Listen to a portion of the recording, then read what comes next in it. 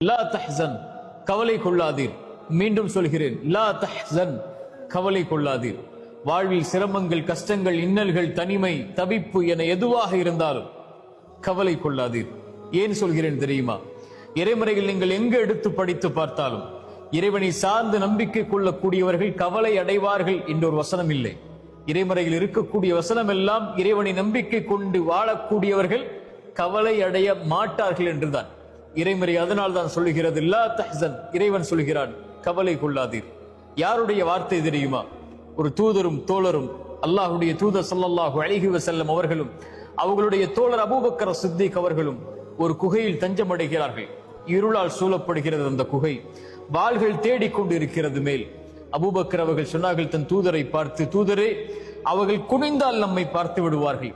அபூபக்கரை பார்த்து இறை தூதர் சொன்னார்கள், மாதன்னுக்க பிஸ்னைனி யா அபூபக்கர், நாம் இருவர் என்றா எண்ணிக்கொண்டிருக்கிறீர், அல்லாஹு சாலிதுஹுமா, நம்மோடு மூன்றாம் அவராக இறைவன் இருக்கிறான். லா தஹ்சன், அதனால் சொல்கிறேன் அபூபக்கரே, கவலை கொள்ளாதீர், இறைவன் நம்மோடு இருக்கிறான். இறை தூதரையும் அந்த தோழரையும் இறைவன் பாதுகாத்தான் அந்த குகையிலிருந்து.